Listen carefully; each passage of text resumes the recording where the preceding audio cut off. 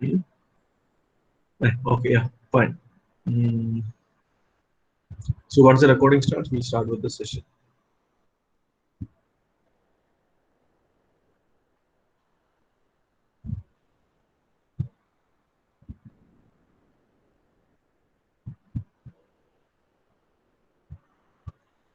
Why is it taking so? Yeah. So good afternoon and welcome to yet another online tutorial on microwaves and antennas. Hi.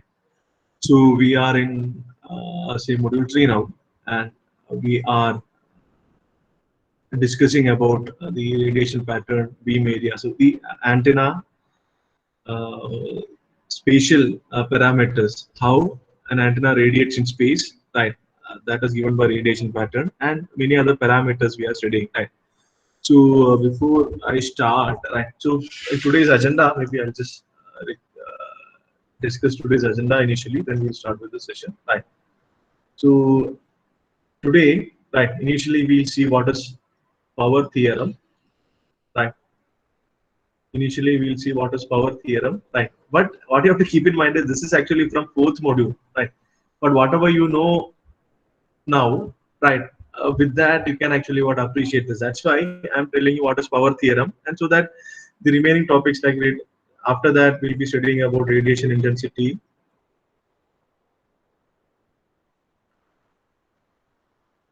what is radiation intensity, and the definition and all those stuff. Then we'll study about beam efficiency,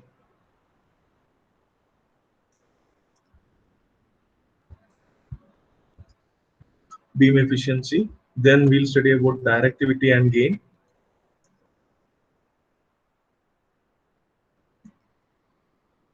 Right. So this is the agenda for today. So before that, I'm assuming you are comfortable with the aspects of radiation pattern.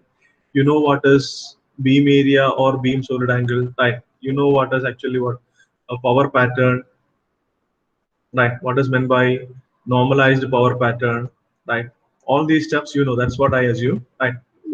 I hope by now you should be comfortable with all those steps. Right. So these are the agenda for today, right? So we'll start with the power theorem, right? We'll start with the power theorem. So this power theorem, it's actually what? It's a special case of Poynting theorem which you have studied, right? Special case of Poynting theorem which you have studied in electromagnetic waves, right? It's a special case of Poynting theorem which you have studied in electromagnetic waves, right? So this power theorem will tell you how to find out the total power radiated by an antenna, capital P, right? Provided the radial component of power density or Poynting vector is known, right? So this power theorem, this theorem will help you to find out the total radiated power by an antenna, provided the radial component of power density or Poynting vector is known. So maybe I request everyone to note it down, right? So the power theorem says if Poynting vector is known at all points on a sphere of radius r, right? Suppose you have an antenna at origin. Right. Right. Suppose you have antenna at origin, right? And you know on a sphere of radius r at each and every point, you know what is the Poynting vector. Poynting vector is actually what S is E cross H, right? S is E cross H, and in fact, if it is complex numbers, it should E cross H conjugate.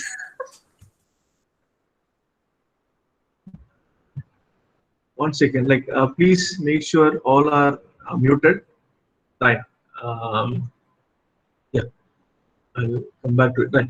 Suppose your antenna is at origin, right, and at some faraway point, if you know the Poynting vector, that is E cross H, right. If you mean to say average Poynting vector is actually what? Half E cross H conjugate, and E and H are vectors. You know that, right? If Poynting vector is known everywhere, the total power radiated by this antenna can be found out as integral of this Poynting vector, not Poynting vector, actually radial component of Poynting vector. That is Poynting vector, the component of Poynting vector along AR cap.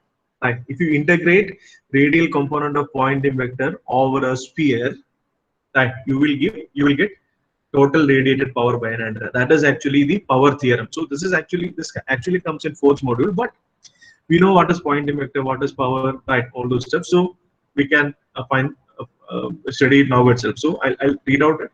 If Poynting vector is known at all points on a sphere of radius r from a point source in a lossless medium. So what is a point source? Right, point source is nothing but what? Suppose you have an antenna A and you are considering a point which is at a distance r. This r is actually what? Much greater compared to what? Dimension of antenna, right? Antenna dimension. Then you can assume this antenna to be a point source, right? It's just like in when you studied actually what about planets and all, right? When Earth can be considered as a point if, right, if you consider a very far away distance, right? So like that. So a point source in a lossless medium, the total power radiated, right? So it gives the total power radiated. Total power radiated by the source is integral, right? Integral over the surface of a sphere of the radial component of SR, right? So that is the power theorem. Simple, right? Power density is nothing but power per unit area, right? So if you integrate power per unit area over a complete sphere, it will give you the total power radiated by the antenna, right? That is the power theorem, right? So now I can, all of you have taken it down. Please take it down. It's very important. So the university exam they used to ask it for 4 marks and all, right? What is power theorem? Very simple. If anyone has any doubt, please feel free to ask. I'm assuming you are comfortable with Poynting vector and all those steps, right? So if you have any doubt, you can ask, right? Otherwise, you don't have to know much in detail, right? If you are able to appreciate this, that would be more than sufficient for you, right? So I can write power radiated P is equal to surface integral, flow surface integral of this S is actually what? Average Poynting vector. This S average Poynting vector, S is nothing but what? Half E cross H conjugate actually what? Half E cross H conjugate. This is average Poynting vector, right? S dot ds, it's dot product between S and ds, and you are integrating it over the sphere. So it's actually what? S dot ds will give you normal component of S along the direction of area, that is AR cap, right? So the surface integral of SR. SR is nothing but what? Radial component of average Poynting vector, and ds is nothing but what? A differential surface area on a sphere. On a sphere, the differential surface area would be r square sine theta d theta d phi. You all know that, right? I don't have to spend discuss much time. So that's how. This is power theorem. So this is how you can represent power theorem mathematically, right? So maybe for an example, for an isotropic radiator, right? What is an isotropic radiator? If you have an isotropic radiator, it will spread power equally well in all directions. If you consider a sphere, at each and every point on the sphere, the power density will be same. That is why I have written SR is independent of theta and phi. For all values of theta and phi, SR will be a constant. So we'll apply power theorem. Power is equal to surface integral of SR ds. This is ds, right? This is ds, and this is radial component of power density, right?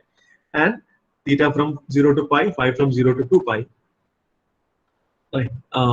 SR r square sin theta d theta d phi.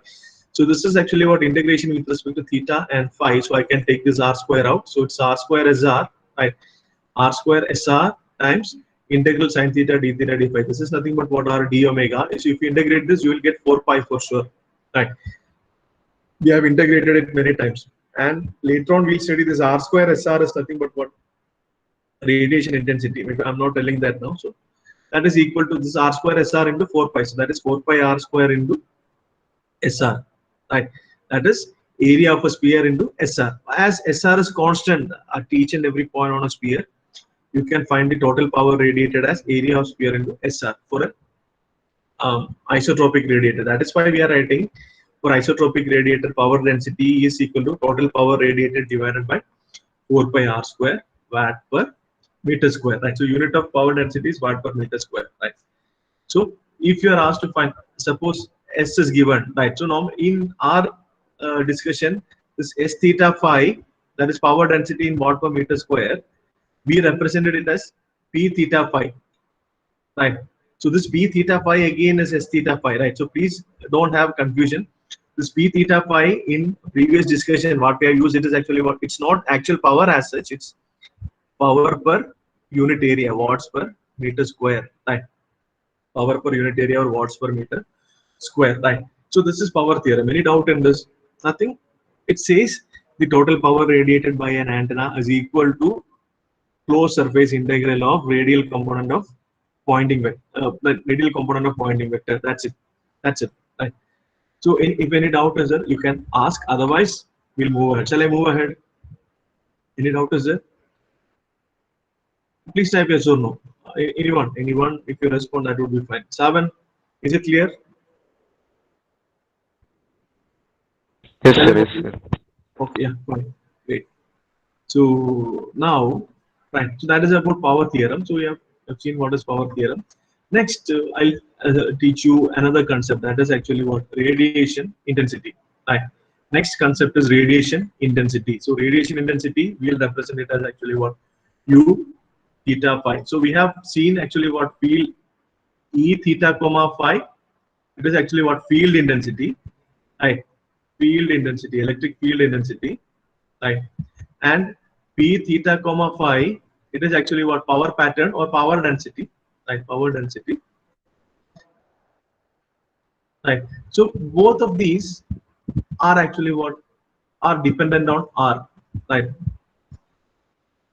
Dependent on distance from the antenna, right? If you keep an antenna here, if you measure the field intensity at some distance r and at some distance r dash, both will be different, right? But we need some quantity which is actually what independent of distance, right? If it is measured at a distance r1 or measured at a distance r2, that should be same, right? So the solution to that is actually what radiation intensity. So radiation intensity is defined as power radiated from an antenna per unit solid angle. So it's power radiated from an antenna per unit solid angle, right? So if an antenna is a, it radiates power per unit solid angle, that is radiation intensity, and its unit is actually what power is watts and solid angle is steradian. So it is watts per steradian or watt steradian inverse or whatever, right? And as I told, it is independent of distance from antenna. All of you please note it down, right? Now you know the basics. Whatever basics are required for you to understand, you have it, right? So simply note it down, right? And I'll give you some time to think through. If you have any doubt, you can ask. Otherwise, actually, what later on when you read, you will be able to what appreciate it. That's it, right? And it is independent of distance from antenna. So this U theta phi, that is radiation intensity, right? It can be written as R square times SR. For instance, at a distance R1, if the power density is SR1, and at a distance R2, power density is SR2, right? Or P1 or P2, right? So if you multiply this power density with the corresponding square of distance, right? Corresponding distance square, right? So this will give you U of theta comma phi, right? So that is radiation intensity is R square times SR or R square times P theta phi, right? So this is another point. So I'll repeat. Radiation intensity is defined as power radiated from an antenna per unit solid angle. So if it is an isotropic radiator, right, it radiates in all 4 pi steradian. So power by 4 pi steradian, right? Power per unit solid, total power radiated by the total solid angle. That will be actually what the radiation intensity, and you can easily find out from this definition itself if it is per solid angle, right? Why I told per solid angle is yesterday I have given you an example of actually what human eye, right? So if our field of vision is this, right? If our field of vision is this, right? Or else you can assume there is a torch which like sends light through this solid angle, right? Through the solid angle, right? So the total power is actually what sent through the solid angle. Say that solid angle is omega A, right? So as the distance increases, what happens? The area covered by that solid angle increases, right? And right, the that is what actually what if you find the total power sent per solid angle, that will be a constant. But even though the power will spread across larger and larger area, but right, the area defined by a solid angle as distance increases. So this power per unit solid angle will be a constant. It will be independent of distance, right? So that is why u of theta comma phi is r square SR, that is r square p theta phi watts per radian. Right. Now, what we can do is we can try to write down. So we know the power theorem, right? We know the power theorem. Power theorem says total power. Right? Total power is integral theta from pi from 0 to 2 pi. If you integrate p theta phi over the entire sphere, right? So this theta from 0 to pi and pi from 0 to pi depends the entire sphere. If you integrate the power density over the entire sphere, you will get total power, right? So now, if this ds is nothing but what? R square sin theta d theta d phi. So I'm just substituting it. ds is equal to r square sin theta d theta d phi, right? So then I'm getting here p theta pi r square sin theta d theta d phi. I know the sin theta d theta d phi is d omega, right? Sin theta d theta d phi is d omega, and we know this r square into p theta phi is nothing but what? U of theta comma phi, radiation intensity. This is radiation intensity. So this power theorem, total power radiated, can also be found out as P is equal to integral theta from 0 to pi, pi from 0 to pi, radiation intensity d omega over the 4 pi radian. So total power can be found out as 0 to pi, 0 to 2 pi, u of theta comma phi d omega, right? So this is, we can write the power theorem like this, right? So one thing which you have to keep in mind is radiation intensity, which is a quantity independent of distance, right? That is power radiated per unit solar angle, and that is equal to r square times p of theta comma phi, and its unit is watts per steradian, right? And the total power radiated can be obtained by integrating radiation intensity over the complete solar angle of a sphere. Right? The total power radiated can be found out as integral of radiation intensity over a complete solar angle of a sphere. Right? That is how we can find out total power, or we can state the power theorem in terms of radiation intensity as well. Right? So if radiation intensity is given, like if radiation intensity is given and you are asked to find out the total power radiated, what you should do is this d omega, you know, it is nothing but what? Sin theta d phi, right? So you just integrate this radiation intensity. This radiation intensity you integrate pi from 0 to pi, and sorry, theta from 0 to pi and pi from 0 to pi. So that is over a sphere. You will get the total power radiated. So that is another important aspect which I want to discuss. And we know the normalized power pattern, that is Pn of theta comma phi. It is defined as the actual power pattern divided by the maximum value of power pattern, right? Or actual density divided by maximum density as a function of theta and phi, right? So what I'm doing is I'm going to multiply and divide with r square, right? Numerator and denominator I'm going to multiply and divide with r square. So I'll get, so it will be the same, like it won't change. I can multiply and divide a number with same number, so the value won't change, right? So r square p theta phi times r square p theta phi max. So this r square p theta phi is nothing but what? By definition, that is equal to radiation intensity, right? R square p theta phi max will be by definition maximum radiation intensity. So normalized power pattern, pattern can be found out as actually what? Radiation intensity divided by maximum radiation intensity. That is also one method. So I hope all of you could take it down, right? So maybe I'll give you some more time. Should I give some more time to take down all these things? Should I scroll up? Right, these things should be there in your note. These, only if you know these things, then your exam is done. Right? Only this much we can ask for exam. Right? Nothing more. Right? Are you clear with this? So initially I told you what is power theorem. Power theorem, that is nothing but, right? Maybe if I may ask, Savan, can you tell me Yes, what is sir. power theorem? What is power theorem? What you understood from now, as of now? Power Sir, theorem. Hmm?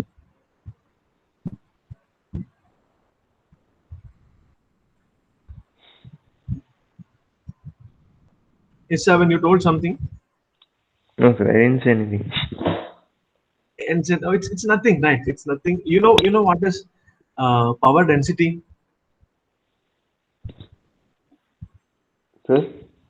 Do you know what is power density?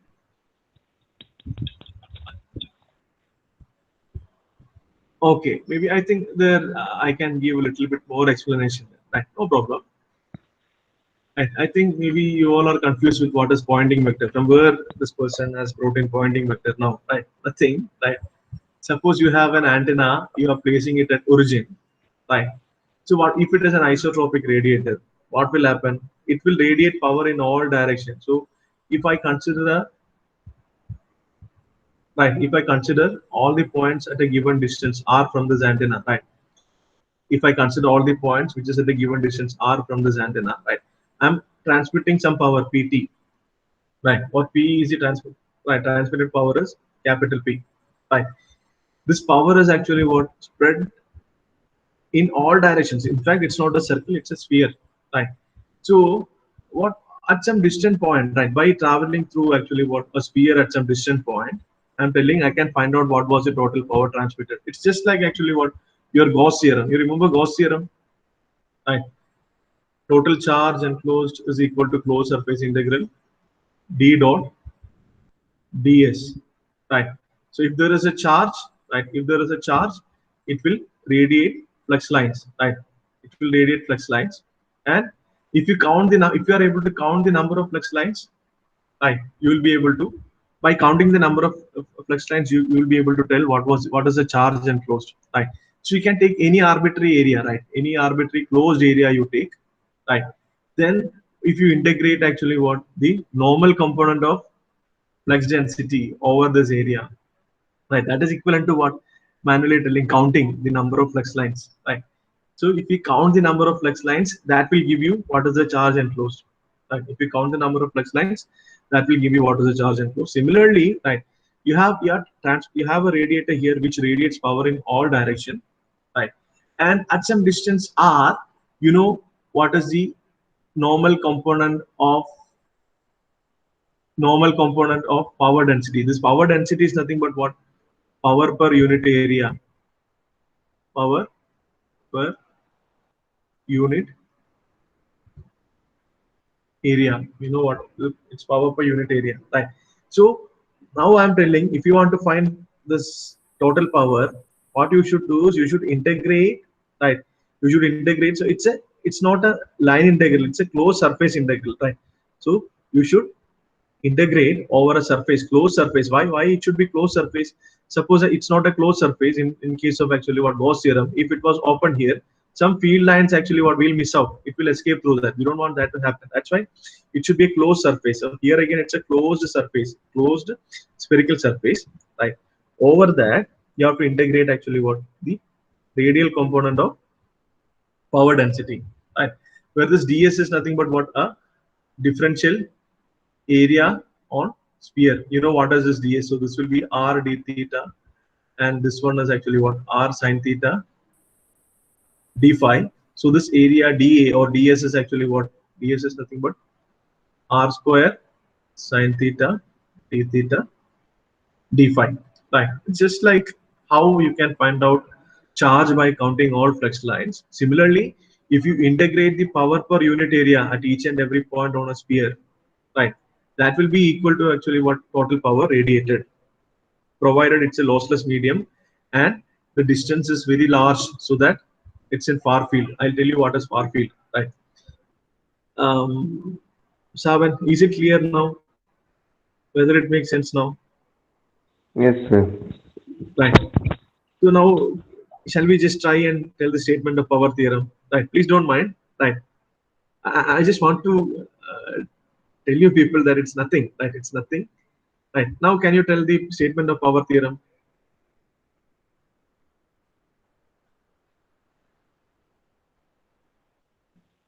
Don't have to read Power it.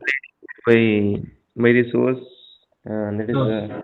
integral over the surface Okay. sphere of Of, the of what you have to integrate over a closed surface, closed sphere, component. radial component of power density. That's it. Right. That is power theorem. Right. Then what we have is we have studied the concept of radiation intensity. Right. Radiation intensity is nothing but what? The power radiated per unit solid angle. Right. Radiation intensity is nothing but power radiated per unit solid angle. Right, 1 second.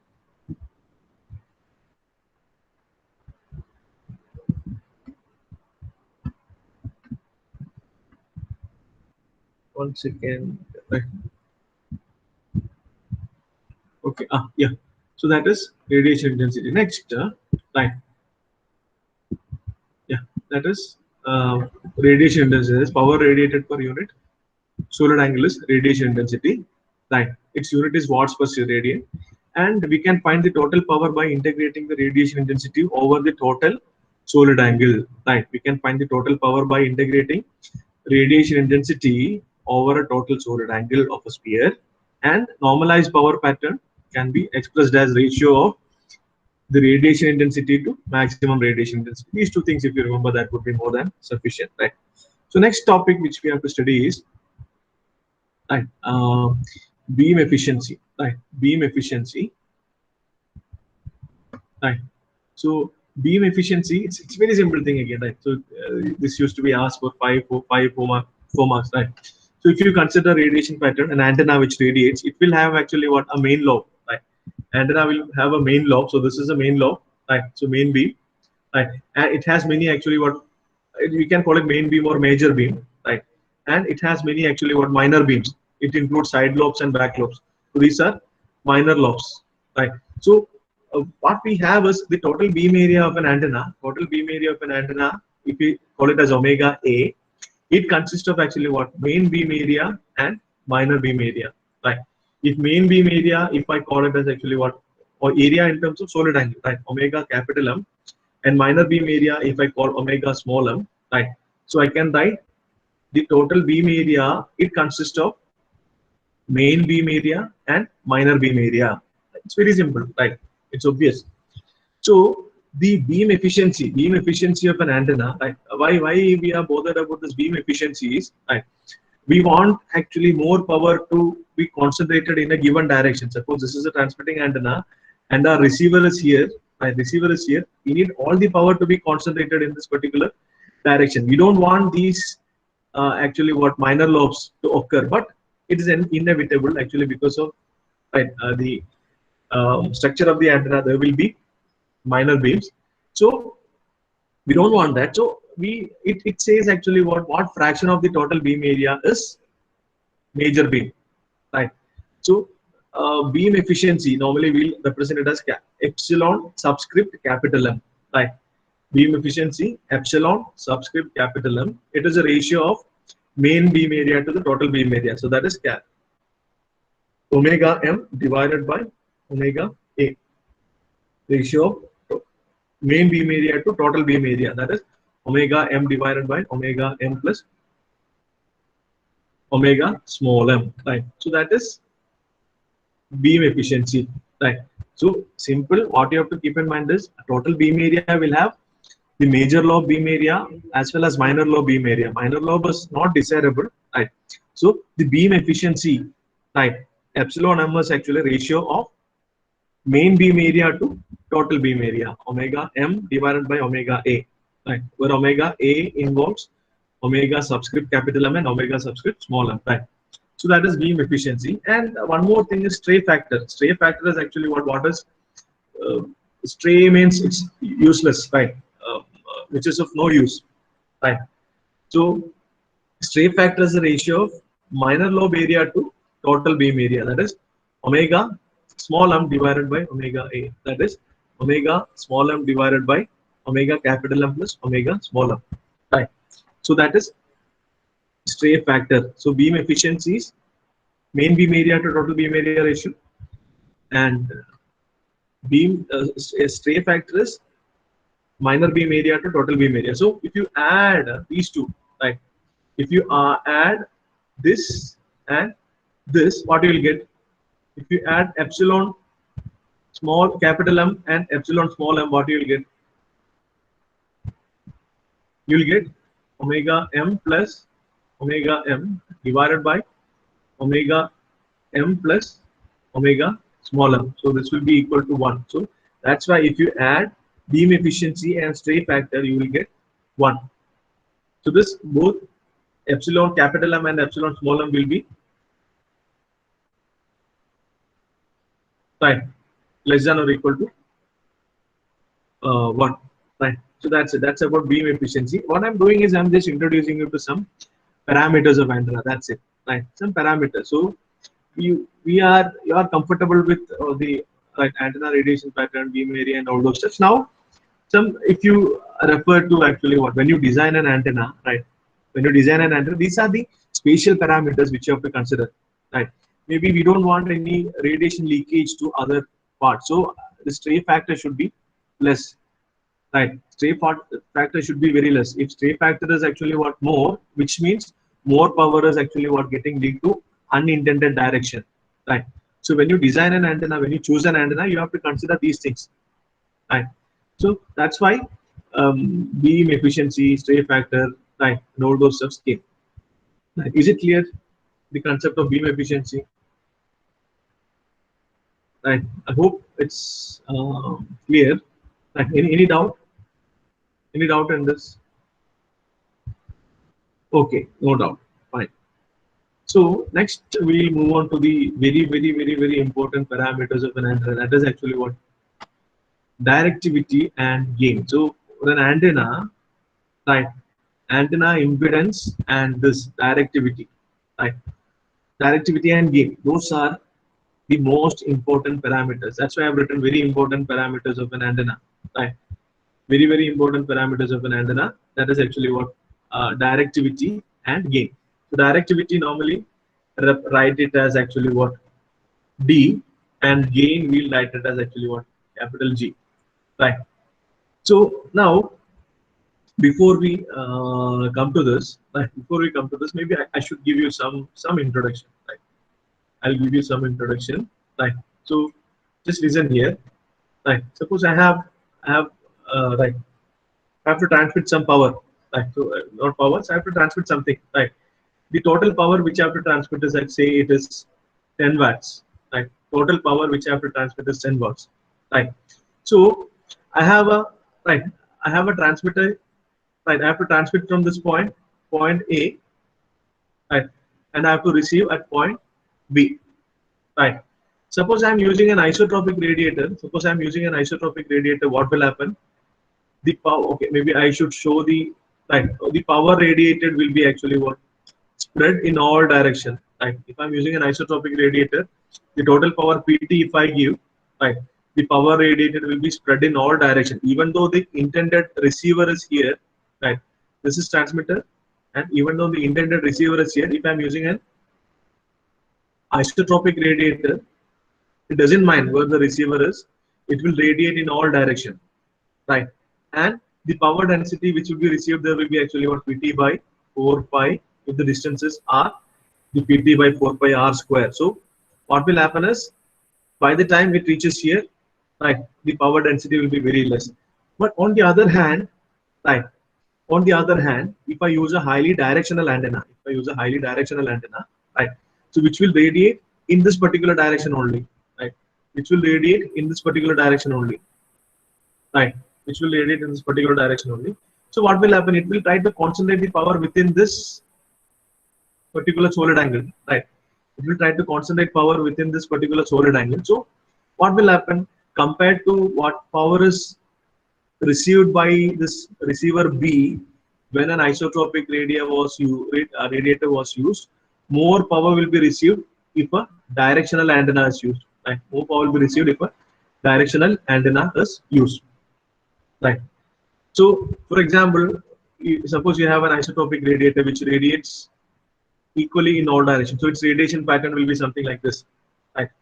So it transmits the power PT to all directions. Instead of that, if you are using an antenna which radiates only over one hemisphere, right? The total power is radiated only over one hemisphere.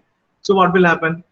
It can transmit more power in this direction, right? It can transmit more power compared to the power radiated by isotropic, right?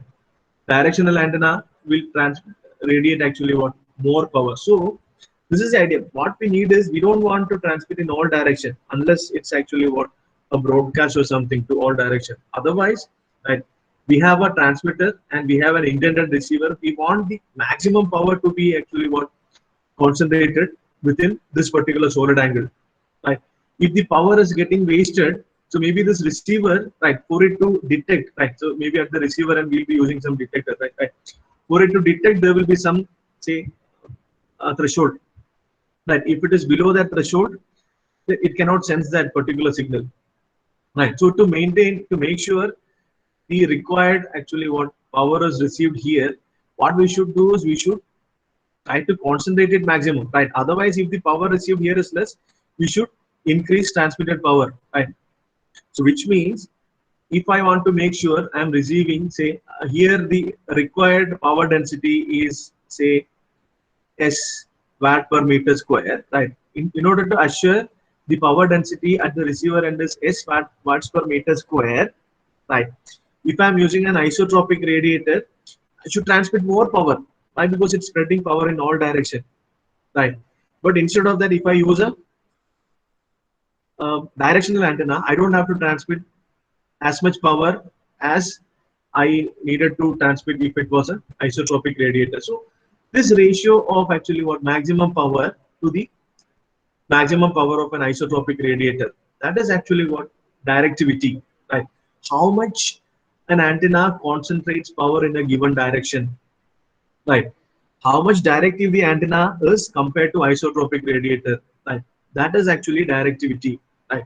That is actually directivity. So directivity says up to what extent an antenna concentrates power in a particular direction compared to isotropic radiator. So the isotropic radiator will take as actually what reference antenna, right? Isotropic, if it was an so what I'll do is I'm going to transmit same power PT using an isotropic radiator, right? When I use an isotropic radiator, the average power density at this point is actually what, say it is P theta phi average. And if I use actually what for isotropic radiator, it is P theta phi average. If I use another antenna, which maybe I'll call it antenna under test, right? Directional antenna, right?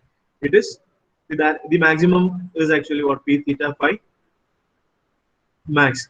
So the ratio of these two things are nothing but what directivity. So that is the basic idea which I have to give, right? Now we'll move on to the definitions and all those steps, right? So directivity, yeah. So directivity, right? As I told, so it is a ratio of maximum power density, right? If you have an antenna radiation pattern, right? So pattern is like this. The maximum power density is given by this, right? This is the maximum value of power density. I'll represent as P theta phi max, right? Ratio of maximum power density to its average value over a sphere, right? So if same PT was spread over a sphere, this would have been the average value. So this is P theta phi average, right? So it is a ratio of maximum power density to its average value over a sphere. This average value over a sphere, I can state in other ways as actually what power density of an isotropic radiator, right? Maximum power density of an isotropic radiator, right? So ratio of maximum power density to its average value over a sphere observed in the far field of an antenna, right? We'll tell what is far field, right? At the end, I'll discuss what is far field now, right? So that is directivity. So once again, I'll repeat, it is a ratio of maximum power density, right? It's obvious why, because if an antenna is concentrating power in a given direction, the maximum power density in a given direction, right? It will be much more compared to that of an isotropic radiator. So that ratio, if it was an isotropic radiator, what would have been the power density? And if it is a directional antenna, what is the power density? Ratio of this maximum power density to that of an isotropic radiator, that is actually what called directivity. That is called directivity, right? So I can write directivity D is equal to P of theta phi max divided by P of theta phi average, right? P of theta phi max divided by P of theta phi average. So from this definition itself, I can write directivity. It is a dimensionless ratio, right? It's dimensionless, and always its value will be greater than or equal to 1. Why? Because, right, the minimum possible directivity is that of an isotropic radiator. If it is an isotropic radiator, this maximum and average both will be same. Right? For an isotropic radiator, maximum and average both would have been same. Then the directivity would have been 1. That's why I've written here directivity of an isotropic antenna is equal to 1. directivity of an isotropic antenna is equal to 1, and that is the lowest possible directivity. Right? Directivity of an isotropic antenna is equal to 1. So once again, directivity is the ratio of maximum power density to its average value over a sphere, or ratio of maximum power density of an antenna under test to maximum power density of an isotropic radiator at a observed in a far field of an antenna. Right? That is directivity. It tells you how much the antenna concentrates power in a given direction. Right? This tells you if it is a highly directive antenna, means it focuses the power in a given. For instance, if you consider an incandescent lamp, right? You consider incandescent lamp, right? So it will radiate power in all directions, right? It will radiate light in all directions. Whereas if you consider actually what a torch light, right? If you consider torch light, it will focus, right? It will focus in a given beam, right? So it's more directional. And if you consider laser, right? If you consider laser, it's highly coherent and highly directional, right?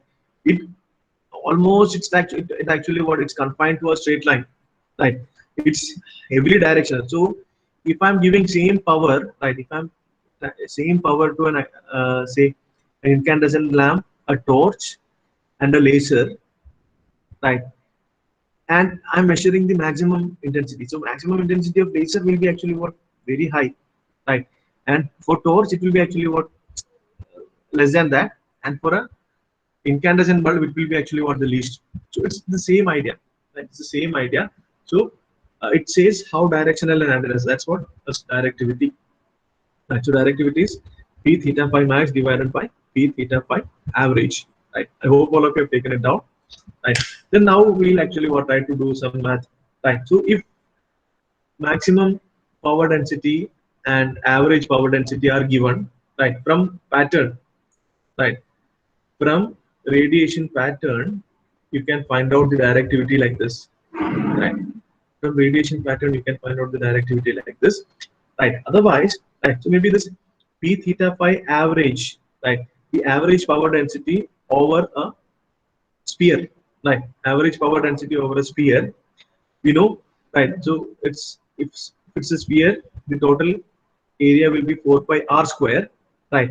So what I should do is the average power density will be P total divided by 4 pi r square, and P total by our power theorem I can find out like this, right? This is P total, right? 1 by 4 pi r square times P total. P total is actually what integral of power density over a sphere, a closed surface integral of power density, right? That is the total power, right? So now I can write, so this is integral with respect to theta and phi. This sin theta d theta d phi is d omega, and this r square I can take out. So this r square and this r square will get cancelled. So what I have is 1 by 4 pi integral phi from 0 to 2 pi theta from 0 to pi, pi of p of theta phi times d omega, right? This is the average power, right? Average power. So it's actually what independent of r. Average power over a sphere is actually what independent of r, right? It's watts per radian. So this is the denominator of our d, right? So I think that is clear. Now we can try and find out. So we try to put this right in the equation of directivity. We know d is equal to right p theta phi max divided by p theta phi average. So now we'll substitute that value of p theta phi average, right?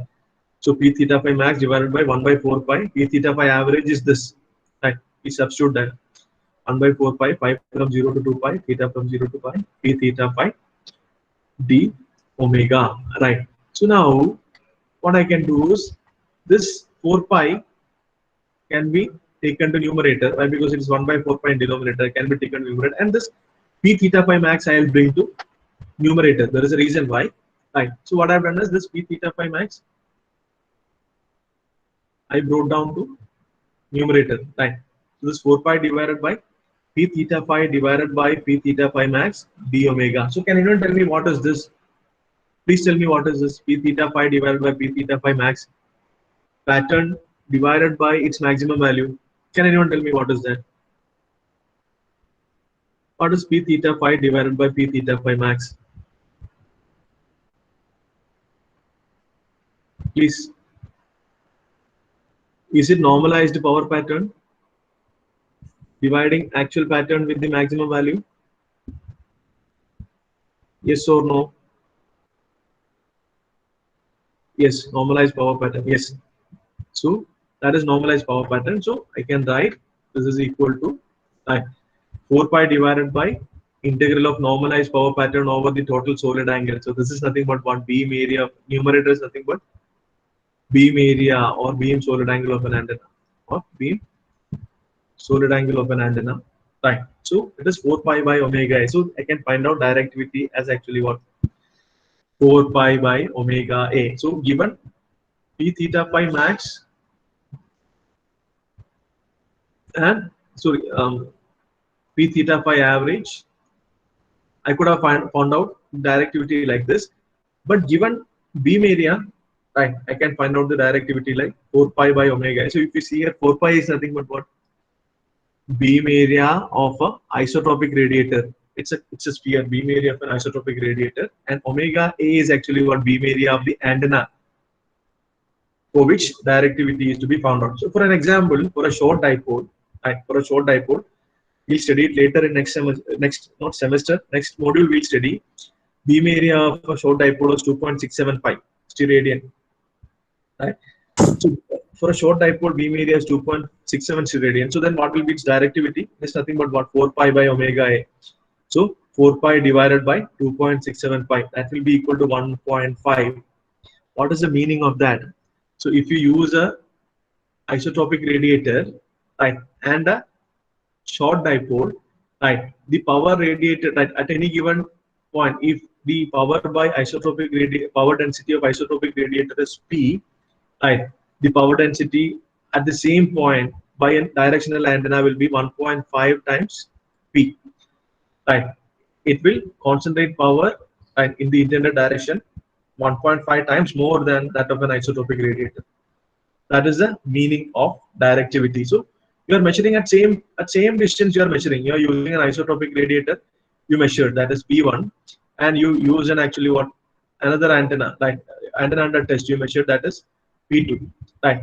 So this P2 will be 1.5 times P1, right? That is the meaning of that, right? And in terms of decibel, you know how to convert it to decibel. 10 log to the base 10 of 1.5 over 1. So that will be 1.676 dBi. This dBi means it is dB over isotropic, right? More than, right, this much dB more than that of an isotropic, right? If it is an isotropic radiator, directivity D will be equal to 1. In dB, that will be equal to actually what? 0 dB, right? So now I'm telling for a short dipole, the directivity is 1.76 dB more than that of an isotropic antenna, right? So don't worry. Today I try to actually what introduce you to many terms. Right? These are many terms. I'll give you. I'll share you this notes. Or else I've already shared the textbook. From there itself, I've taken this. Right. So you can either should I share this one note, whatever I've written, should I share or not? You'll manage with the textbook. Yeah, I'll share it. I'll share it. I was about to share. I just want to make you people respond. That's why I asked. Like, I would have shared. Right. So that's it. Right. So today we have studied about power theorem. Right. Then we studied about the radiation intensity. We studied about the beam efficiency. Right. Then we studied about directivity. Right. So I didn't tell you what is gain. Right.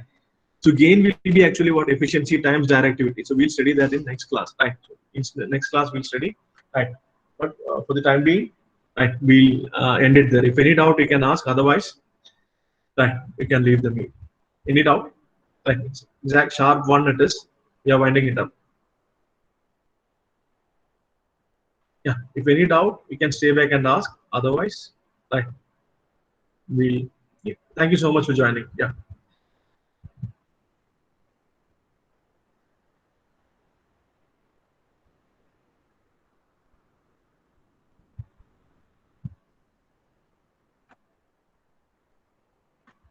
Sir, I have another doubt, sir. Yeah. Okay. Okay, Sherwin.